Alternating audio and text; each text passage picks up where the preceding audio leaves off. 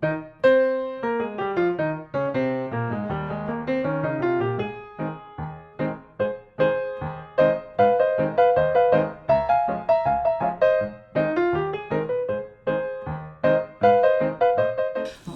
이제 분당서울대병원에 재활학과에 있고 황진엽 교수님이 췌장암 환자분들 외래에서 손발 저릿저릿할 때 많이 보내주시고 입원해서 또 많이 누워있어서 화장실 왔다 갔다 불편하신 분들 또 재활치료하고 그렇게 지금 지내고 있습니다. 재활이란 무엇일까? 혹시 재활학과에 대한 재활이란 개념부터 간단하게 말씀드리려고 합니다. 암 치료받고 진단받을 때 불편하신 것들 있으시죠? 손발이 갑자기 저릿저릿하거나 누웠다 앉을 때, 앉았다 일어날 때 힘이 좀 떨어지거나 기운이 차고 피로해지는 여러 가지 증상들을 내 몸에 갖고 있으면서 옛날에 했던 활동들, 걷거나 옛날에 원했던 등산활동이나 많은 활동들이 좀 제한을 가지게 되고 나중에는 그것들로 인해서 사회적 참여들이 조금 더 위축되는 그런 기능의 저하들이 올 때 여러 가지 개인적 요인들도 있고요. 나의 나이나 내가 옛날에 골다공증이 있었거나 관절염이 있었거나 또는 가족들의 지지나 내가 원래 운동했던 사람인지 여러 특성에 따라서 나이, 기능이 결정이 됩니다. 옛날에는 이제 기능이 많이 떨어져서 회복되는 사람들에게만 재활 치료가 도움이 된다. 갑자기 이제 뇌졸중이 생기거나 척추 손상이 되거나 힘이 확 떨어졌다가 회복되는 사람에게만 무언가 재활이 필요하다라고 생각을 했는데 최근 들어서는 암의 치료를 받고 처음에는 기능이 조금 떨어졌다가 그대로 회복이 되는데 점점 치료를 받으면서 힘이 점점 떨어지는 분들에게도 이런 재활 치료가 필요하다는 것들이 이제 알게 됐습니다.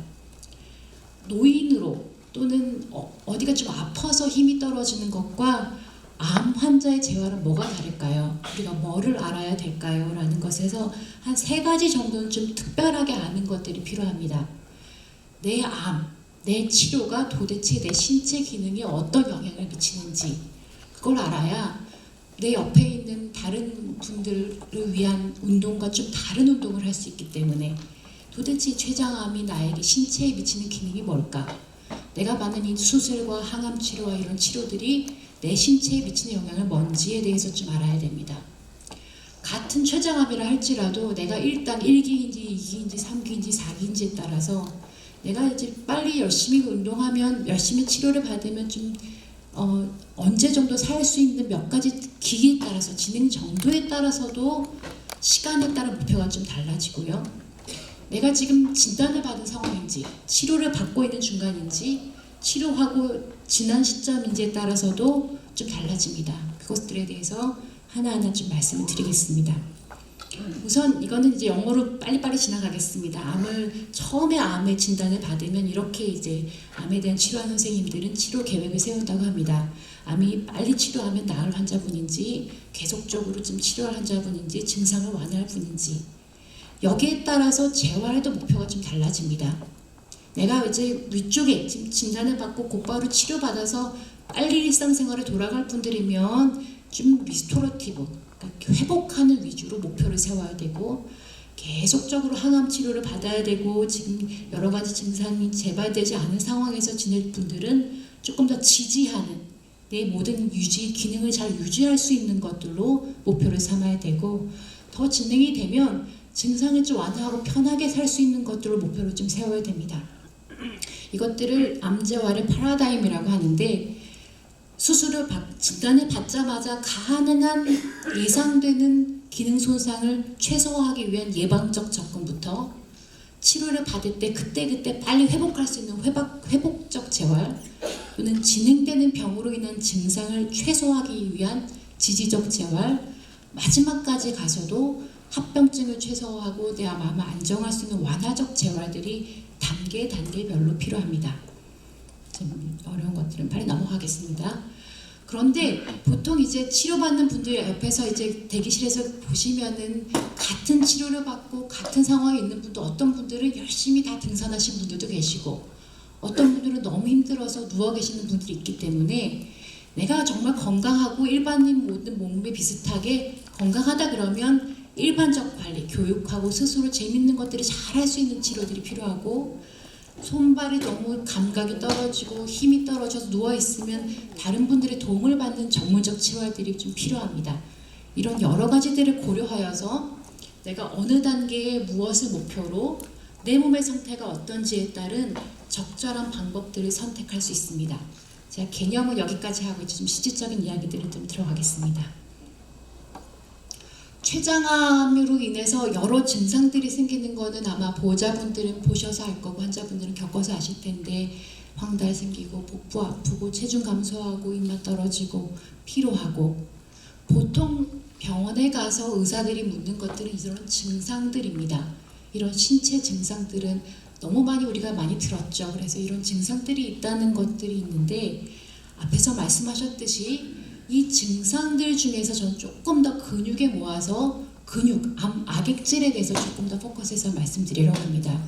쉽게 생각하면 암 악액질, 내가 지금 내 몸무게가 쫙 빠지고 근육이 빠지는 이 암 악액질은 근육을 생성하는 이 생성 요소는 떨어지고, 근육을 분해하는 무언가 분해는 자꾸 많아지기 때문에 양이 감소하는 것, 지방, 근육량이 감소하는 것을 우리가 암 악액질이라고 합니다.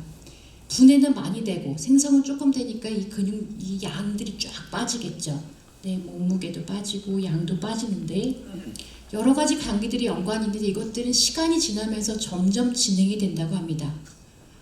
체중이 그렇게 빠지지 않을 순간, 우리 보통 나는 괜찮을 거야 라고 그 순간부터 사실은 암 악액질이 시작하기 전 단계, 이미 많이 빠지면 이미 리프렉토리라고 해서 많이 진행된 상태이기 때문에 암 악액질, 내 체중이 쭉 빠지기 전에 이 전 단계를 잘 보는 것들이 중요합니다. 영어라서 넘어가는데요. 근데 체중만 중요한지 봤더니 우리 복부 CT 많이 보시죠?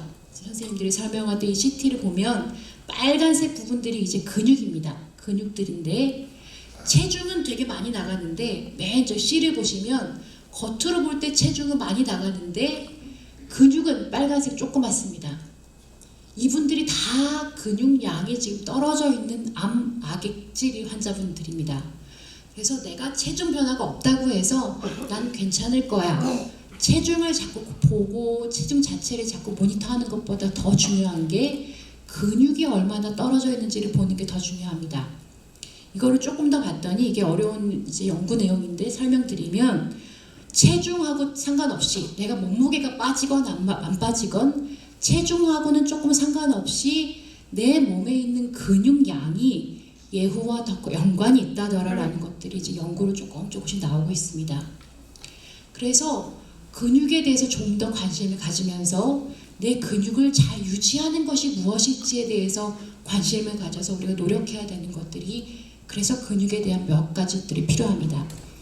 그럼 근육에 대해서 사실은 여러 지금 연구진들이 노력하고 있습니다. 왜 근육이 빠지는지, 염증 반응이 높아지고 호르몬이 떨어지는 여러 반응들 중에서 환자로 내가 할 수 있는 것들은 이들 중에 맨 마지막, 암 치료를 진행하면서 신체 활동들이 점점 조금씩 떨어지기 때문에 근육량이 빠지는 건 이것 하나는 적어도 우리가 좀 어떻게건 할 수 있지 않을까라는 생각들이 듭니다. 지금 운동 이렇게 2시간 이상 하시는 분들 뵙고 열심히 강의 들으시는 분들 뵈니까 저게 더 안심이 좀 되는데요.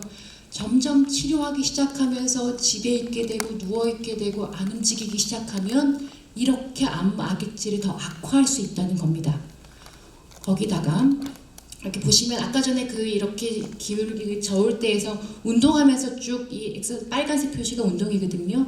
운동을 하면 여러 가지 이제 좀 연구조리를 알게 되는데, 분해하는 것들은 조금 더 감소하고 생성하는 것들은 좀 많게 하는 것들이 운동의 여러 기존의 효과들이 있다는 겁니다. 그래서 이제 암에 대한, 췌장암에 대한 이야기들을 좀 드렸고요. 여기 중에서 혹시 수술 받으셨던 분 계시나요? 수술을 받으신 분. 수술 받으신 분들 제가 한번 여쭤볼 텐데, 배가 아프거나 이 앞쪽 배가 당겨서 이렇게 구부러지시나요? 허리가 아프신 분들 있으신가요? 구부러져요. 예. 이게 수술하면 수술하고 끝이 아니라 사실 개복 수술하신 분들은 더 심하고 복강경 수술하신 분들도 수술해서 앞이 기울어지게 아프다 보니까 당기다 보니까 구부러지고 이렇게 하다 보니까 허리가 아픕니다. 그러면 이 수술을 어떻게 했는지에 따라서 여기 운동, 여기를 어떻게 풀어주고 아프지 않게 만들어주고 이 구부러지는 것들을 어떻게 하면 제자리로 만들어주는 운동들을 배우셔야 됩니다.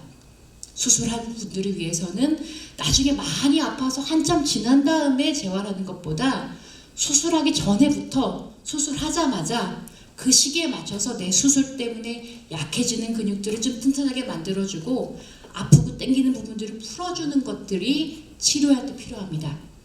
항암 치료 10번 받으신 분들, 20번 받으신 분들 많으신데요. 점점 받으면서 피로해지고 지치는, 처음에 한두 번 받았을 때 괜찮다가 시간이 지나면서 이렇게 힘들어지는 것들에 대해서 자꾸 안 움직여서 더 약해지는 것을 어떻게 자꾸 그때그때 맞춰서 움직일 수 있는지에 대해서도 필요합니다. 처음에는 기능 저하가 좀 빠르게 있다가 기능 저하가 조금 있다가 빨리빨리 회복되는 것들이 더 많이 저하가 되고 느리게 회복이 되면서 점차적으로 떨어지는, 아주 시간에 따라서 사이클릭하게 떨어지는 기능 저하의 특징을 갖고 있기 때문에 한 번 치료 때 좋아지는 것만이 아니라 내가 장기적인 이 기간 동안 내 체력을 최대한 올릴 수 있는 것들을 계획을 세우고 움직여야 됩니다. 제가 접조전이 좀 나중에 말씀드립니다. 구체적인 거 한두 개 말씀드리면 이제 끝날 것 같아서, 운동할 때 발 닿는 느낌이 떨어져서 운동 걷는 거 힘드신 분들 계시나요? 발 닿는 게 너무 자갈밭같이 싫어서 내가 걷는 게 좀 떨어지시는 분들, 혹시나 이것 때문에 좀 울퉁불퉁한 데서 넘어질 것 같은 느낌 드시는 분들, 여기는 아무도 없으신 것 같은데 제가 이제 걷는 거 좀 떨어지는 분들 말씀 여쭤보면은 균형 감각이 떨어지는 것들이 항암 치료를 여러 번 받으신 분들이 좀 생길 수가 있습니다. 그런 분들이 좀 계시는 것 같은데요. 이때는 무슨 운동이 좋을까요? 밑에 이제 조금 몇 가지들이 같이 있었는데요. 내 발의 감각이 떨어져 있을 때, 그 감각이 떨어진 것들을 대신 보상할 수 있는 것들은, 균형 감각을 보상할 수 있는 것들은 균형 운동을 열심히 하면 보상이 좀 됩니다. 우리 몸이 꼭 옛날 어렸을 때 운동하다 보면 느는 것처럼 눈 감고 서 있는 거, 한 발로 서 있는 거, 왔다 갔다 울퉁불퉁할 때 서 있는 거, 꿀렁꿀렁한 공 위에 서 있는 거, 이런 운동들을 집에서 서서 어디서든지 이 운동들을 같이 하시다 보면 내 몸에 있는 균형, 이 전정기관들을 훈련하면 좋아지기 때문에 항암 치료 많이 받으시는 분들은 이 운동을 초기부터 하는 것들이 굉장히 중요합니다. 이제 말씀드릴게요. 이제 복부 이제 아프신 분들은, 이제 수술하셔서 복부 수술하신 분들은 상처 치유되면요, 이 복부 위에서부터 아래까지 복부 부위들을 좀 만져주세요. 이제 어느 정도 이제 가라앉으면, 이게 땡기시다 그러셨잖아요. 그 근육 땡기는 부위들을 수술 자국의 수직인 방향으로 좀 깊이 눌러주세요. 그리고 엎드려서 이렇게 들어주는 거, 엎드려서 이렇게 엎드려 누워있는 자세에서 상체를 이렇게 들어주시면 여기 이렇게 쭉 당겨지면서 스트레칭이 좀 됩니다.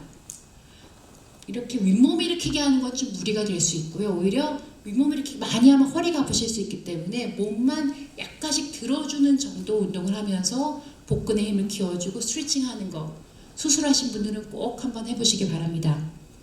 그 외에 운동에서 지속적으로 지금 증상들이 떨어지는 분들에게는 가능한 내 항암 치료의 사이클마다 항암 치료를 받고 하루 이틀, 2, 3일 지나서 많이 힘들어서 누워 계실 때는 누워서 운동하시고, 4, 5일 지나서 조금 회복이 되면 집 안에서 운동하시고, 마지막 항암 치료 받기 직전에는 가능한 할 수 있는 한 최대한으로 들어서 운동을 하는 것을 올리시기 바랍니다. 그래서 저희들이 이제 환자분들 말씀드릴 때는 꼭 하루하루 백지에 내 생활 계획표를 세우듯, 내가 지난주에는 운동 이렇게 잘했는데 항암 치료 받고 오늘은 너무 힘들어서 안 할래, 못하겠다, 포기하지 마시고 오늘의 새로운 계획을 세우는 겁니다. 오늘 나는 누워서밖에 있을 수 없으니까 누워서 다리 드는 거, 엉덩이 드는 거, 왔다 갔다 한 바퀴 도는 거, 그것이 오늘 하루 했으면 나는 아주 잘한 겁니다. 내 목표를 세워서 잘했고요. 다음날 들어서 앉아있고 서 있는 거 되면 서서 운동하는 거, 목표를 새로 세워서 그것이 완성이 되면 잘한 겁니다.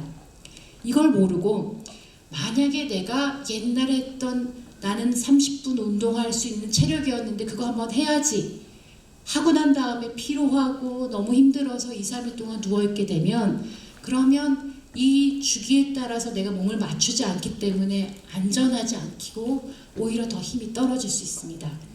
사실은 한 분 한 분 붙잡고 그것들이 요인이 뭔지를 이제 말씀드려야 되는데 우선 원칙은 그렇다는 거. 그래서 그때 안전한 목표를 세워서 그날의 하루를 내가 운동했으면 난 잘한 거다 라고 여기시면 됩니다. 그래서 마지막까지 가서도 사실 뭐 저희들이 특성들을 보면 환자분들이 마지막까지 화장실 왔다 갔다 혼자 하실 수 있는 것은 충분히 하실 수 있기 때문에 그것을 목표로 삼을 수가 있고요. 저희가 하나하나 다 말씀을 사실 여기서 운동을 이제 2, 30분 운동 같이 하는 것들이 좋은데 이런 것들이 있다라는 사진들로 그냥 보여드리고 마무리를 좀 하려고 합니다.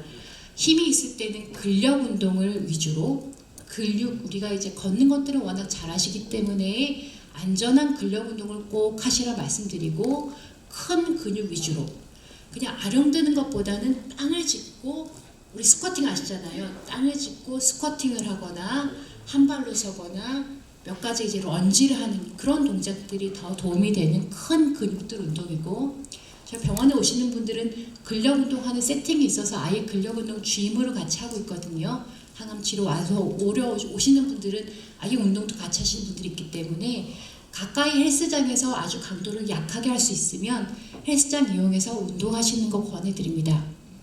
누워서 하는 분들 꽤 많으시죠? 누워서도 운동할 거 꽤 많습니다.